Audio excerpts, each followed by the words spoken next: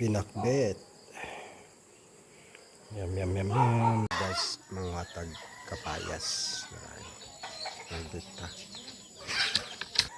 Yan, nasaan natin ulamin kaso ay magpahula. Kala ko nawala yan. Nahanap ko yan. Huli. Manok. Yun, may pumasok. Wow. Ulam ka ngayon. Tamang-tama yung manok. Paris na to karon sa ating hinahawakang manok. Ang masarap yan. Papaya tsaka ito. Cooker tayo para mabilis. Laglag ang luya. Sabay ko na paluya at sibuyas at bawang. Sabay ko na. Ayan na ang manok.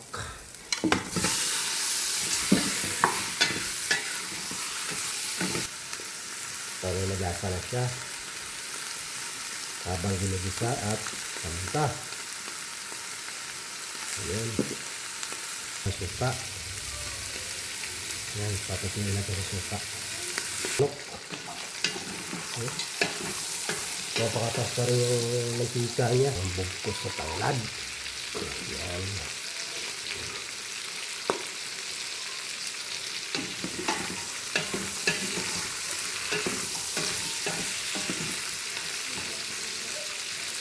Tubig.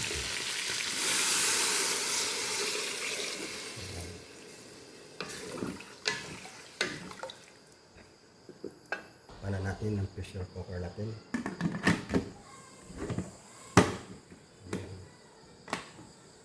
Yan.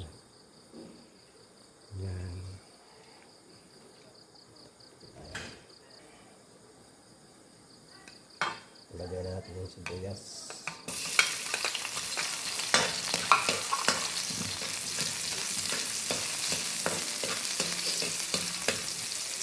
Lagyan na natin yung kamatis. Gisa natin itong tuyong bagoong.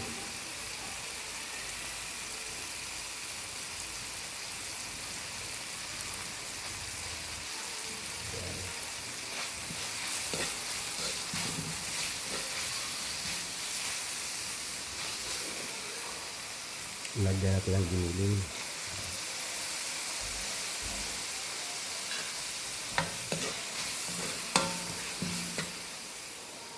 Ayan. At tumutunog na rin natin sa cooker. Start na natin ang timer yan. Mga 10 minutes. Habang nagluluto rin tayo na Sit natin. Ayan.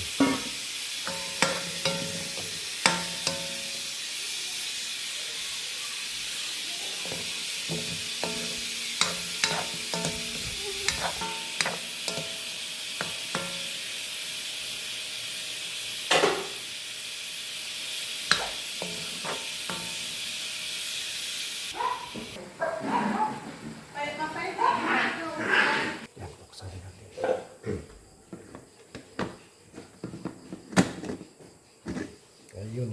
Yan na rin natin yung papaya natin. Yan. Yan yung sililong. Yan. At ating titimplahan. So, okay na siya. Hantay natin lumambot ng papaya. Ayan, naluto ng ating tinula. Dito kait na yan. Ayan ang ating tinula.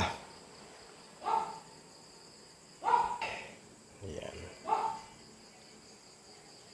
Ayan. Tinula at pinakbet. Yum, yum, yum, yum.